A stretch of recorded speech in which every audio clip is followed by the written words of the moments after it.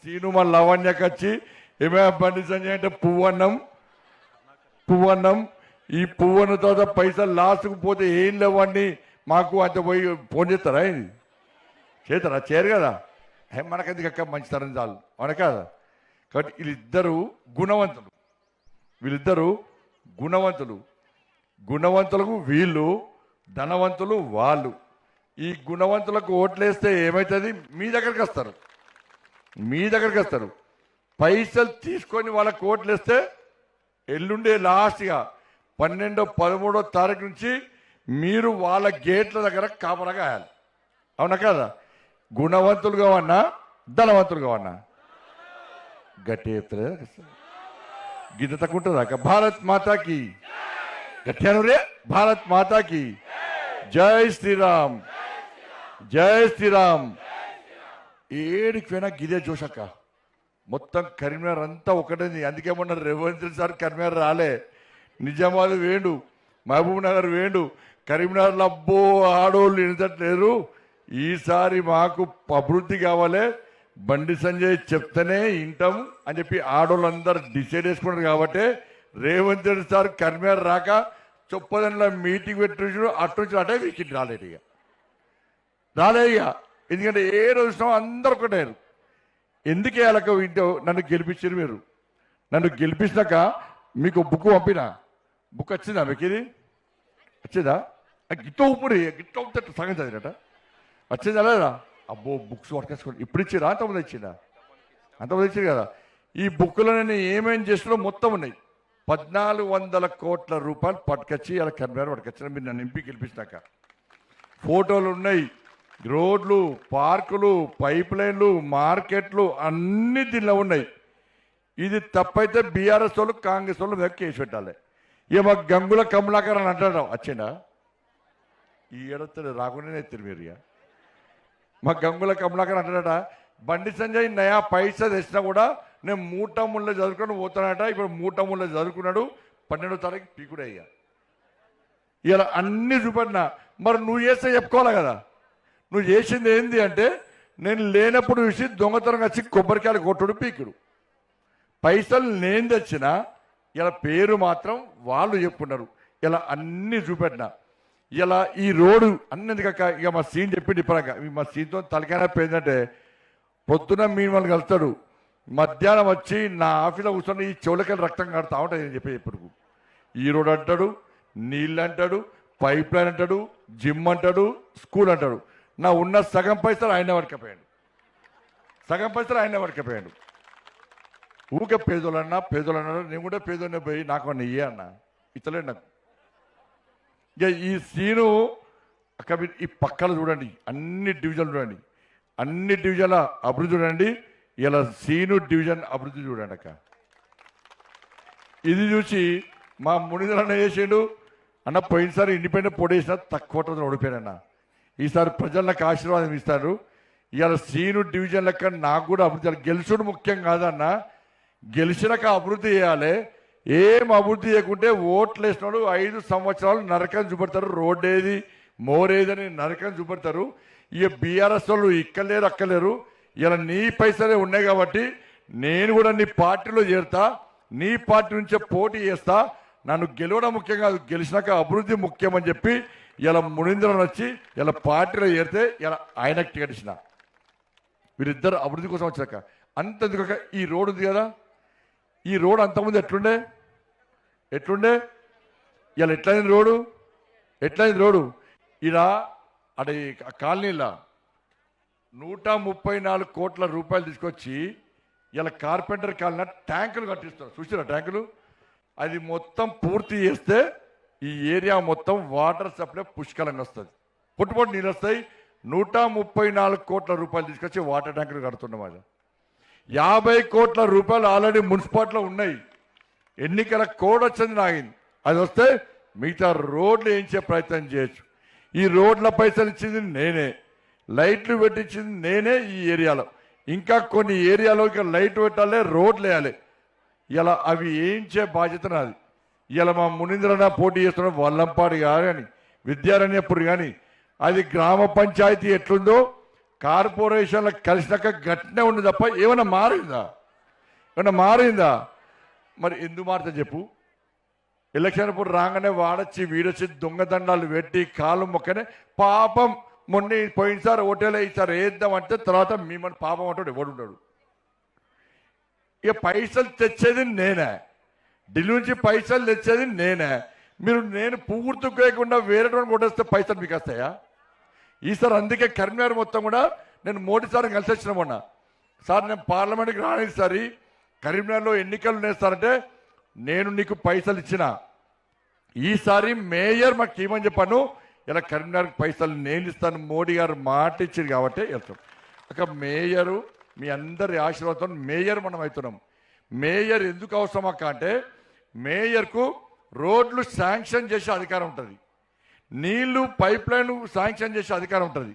ఆ చైర్ మనదైతే ఇలా వీరిద్దరికి నిధులు వస్తాయి. ఇలా మేయర్ మనం అయినాక ఇక్కడ ఈ పార్టీ వాళ్ళకి గెలవనుకో మంచిగా రాలే. మేయర్ మనం అవుతున్నాం, బీజేపీ పూర్తి మేయర్ అవుతుంది. ఇలా మేయర్ మనమైనాక మీరు వీళ్ళిద్దరికి ఓట్లు లేరనుకో ఇక్కడ వేరే పార్టీ అయినే ఇండిపెండెంట్ ఎవరో గెలిచిరనుకో అప్పుడు పైసలు వస్తాయా మీకు? వస్తాయా? అప్పుడు నేనేం చేస్తా, అరే నా పార్టీకి ఓటేలే, నా పార్టీకి ఓటేసినకైతే పైసలు ఎక్కువ ఇవ్వాలి కదా, రోడ్లు ఇవ్వాలి కదా. ఒకవేళ వేరే పట్టణానికి ఇచ్చినా మీకు తీసుకెళ్ళి వాడు చూపిపోతాడు. కానీ ఇచ్చేది మేము. ఇలా 11 సంవత్సరాల బీఆర్ఎస్ వాళ్ళు ఏమి ఇవ్వలే, గుద్దిరి ఓట్లు, మీకు ఒక ఇల్లు ఇచ్చిరా ఏమి ఇవ్వలే. ఆయన మీద కోబోద్దని కాంగ్రెస్ పార్టీకి ఓటేస్తారు. వేసిరా ఓటు? వేసిరా కాంగ్రెస్కు? వేసిరా? ఇట్లాంటిది ఎందుకంటే 2500 ఇస్తాననే గుద్ది ఓటు వచ్చినాయా? చూడు మీ అకౌంట్ టిక్ టిక్ టిక్ పడతాయి చూసుకోండి. పడ్డాయా? 4000 ఇచ్చిరా? 4000 ఇచ్చిరా? తుల బంగారం ఇచ్చిరా? మనకు దిగేసి ఒక్కొక్క పుట్టుపట్టు పైసలు మీద వాళ్ళు బంగారం ఇయ్యారు, కొంగులు కప్పుకొని గుంజుకోపోతారు వాళ్ళు. తుల బంగారం మీ పిల్లలకు ఉద్యోగాలు ఇచ్చిరా? మీకు ఇల్లు ఇచ్చిరా? పిల్లలకు స్కూటీలు ఇచ్చిరా? మరి మీకు రోడ్లు వేసిరా? మోర్లు కట్టిరా? నీళ్ళు ఇచ్చిరా? లైట్లు పెట్టిరా? శ్మశాన వర్గ కట్టిరా? కంప్యూటర్లు కట్టిరా? మహిళా భవనాలు కట్టి ఏం చేసిరు మరి కాంగ్రెస్ వాళ్ళు? ఏం చేస్తారు? ముఖ్యమంత్రి చెప్పే నన్ను కోసుకొని వండక తిన్నా నా దగ్గర ఒక్క పైసా లేదని చెప్పే. ఎవరు చెప్పారు? రేవంత్ రెడ్డి సార్ మంచి ఇట్లా గాడి గుడ్డు చెప్పగానే అబ్బా ఊరి అని మాటలు చెప్పనే పోయి గుద్ది తిరిగి ఆయన పోయి ఢిల్లీలో నన్ను కోసుక తిన్నా ఒక్క పైసా లేదని. మరి పైసలు ఎవరు ఇవ్వాలి? బీఆర్ఎస్ వాళ్ళు ఇక్కలేరు అక్కలేరు, వాళ్ళు నా ఘర్కా నా ఘాట్కా. కాంగ్రెస్ వాడు ముఖ్యమంత్రి అని పైసలు ఇవ్వంటున్నాడు. మీకు ఇప్పుడు పైసలు ఎవరు ఇవ్వాలి? మోడీ ఇవ్వాలి కదా. సరే మీరు వేరే పార్టీకి ఓటేసారనుకో, కాంగ్రెస్కి వేస్తే కాంగ్రెస్ ఏం చేస్తుంది తెలుసా? మీ ఇంటి పన్ను పెంచుతుంది, మీ నల్లా పన్ను పెంచుతుంది, మీ కరెంటు ఛార్జీలు పెంచుతారు. ఇంకా పైసలు జరపకుంటే ఈ రోడ్డు మీద నడితే కూడా ట్యాక్స్ వేస్తారు. పెంచమంటారా? మరి ఇన్ని కోట్ల రూపాయలు పట్టుకొచ్చిన ఎక్కడైనా పన్నులు పెంచినావా? పన్నులు పెంచకుండా గిన్ని కోట్ల రూపాయలు తీసుకొచ్చిన. ఇవాళ వాళ్ళ పన్నులు పెంచి మీ నడ్డి విరుస్తారక. దయచేసి ఆలోచించండి. ఎండ కొడుతుంది. ఇలా మా వాళ్ళు ఇద్దరికి గెలిపించినాక మళ్ళొచ్చి మీ అందరితో ముచ్చట వింటారు కదా, ఓటు వేస్తారు కదా. కానీ నమ్మండి అక్క, నమ్మండి. ఎందుకంటే నేను కరీంనగర్ రోడ్డు ఇక్కడ ఈ వల్లంపాడు కానీ విద్యారణ్యపురి కానీ ఇక్కడ ఈ ఏరియాల రోడ్లు ఇంకా ఆగినాయి. ఇంకా కాలనీలు ఇంకా డెవలప్మెంట్ చేయాలి. ఇప్పుడు ఓటేయకుంటే రోడ్లు మధ్యలో అవుతాయి. మోడీ సార్ పైసలు ఇస్తాడా నాకు? ఏపా నువ్వు నువ్వు చెప్తే వాళ్ళు ఇన్లే నీకు మేరే రాలని నేను 2 పైసలు ఇవ్వాలి అంటాడా? నేను పోయి మీరు ఓటేసి ఇద్దరిని గెలిపిస్తే సార్ మేము కరీంనగర్ మేయర్ సార్ నాకు పైసలు ఇస్తానని బల్లా గుద్ది వసూలు చేసి పైసలు నేను మా ఏమంటాను మాకూరక్క. ఈవిడ మాకేమో అబద్ధాలు చెప్పరాదే, మోసపూరితమైన మాటలు చెప్పరాదే. ఇప్పుడు ఏం చెప్తారు మీరు? కాంగ్రెస్ వాళ్ళు 2500 ఇస్తున్నారు కదా, నేను 5000 ఇస్తా అంటే ఓటు ఎత్తారు. ఏరా ఇప్పుడు మీరు ఓటు ఏరా? ఏగా తులం బంగారం ఏంది, కిలో బంగారం ఇస్తా అంటే ఓటు ఏరా? ఇప్పుడు ఎత్తారు, ఇప్పుడు ఏరి అయిపోయా. 2 సంవత్సరాలు అన్ని వీకినాయి. ఆ కేసీఆర్ మీద కోపంతో కాదక, కేసీఆర్ మీద కోపం మాకేళ్ళ కాంగ్రెస్ పార్టీ అంటారు. అది బస్ గిట్ట పట్టుకుంటూ వస్తాం. అది మీ చెయ్యి మీ మిన్నే తిట్టుకున్నారు, అయిపోయి మీ బతుకులు బర్బాదే అయిపోయాయి. అయినా కదా సరే, ఇప్పటికైనా మన బతుకులు బాగుపరుచుకుందాం. వాళ్ళిద్దరూ అక్రమార్కులు మొత్తం పైసలు నమ్ముకొని వాళ్ళు, మీ ఓట్లను నమ్ముకొని మేమున్నాం. ఇవాళ రేపు లాస్ట్ వచ్చి పైసలు సంచులు పొట్టు దిగినాయి. ఆ పైసలు పక్కా పక్కా పక్కా తీసుకోవాలి.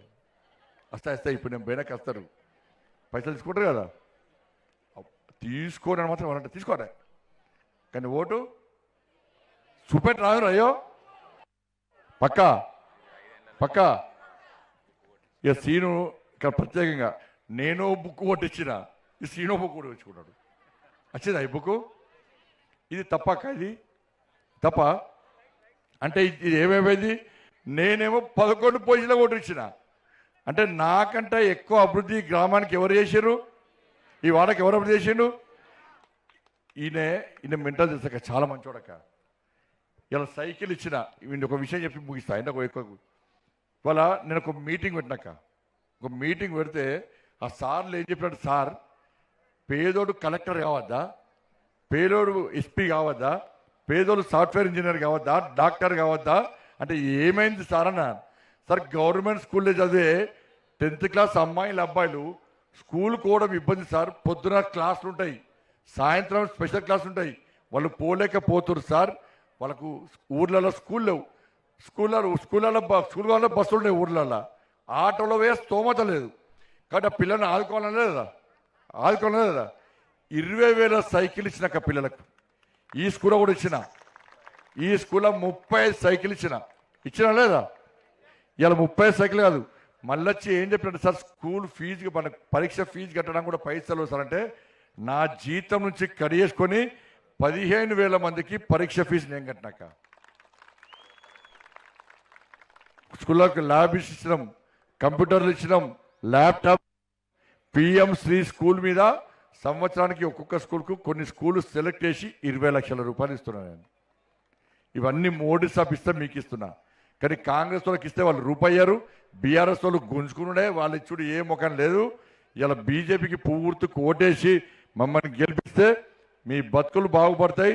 లేకుంటే పైసలు తీసుకొని పాపం ఆయన 10,000 ఇచ్చింది కదా అని ఓటేస్తాడుకో, మీ బతుకులు ఆగమవుతాయి. నేను మళ్ళీ చెప్తున్నా, పైసలు పక్కా తీసుకొని వేస్తాను అంతే.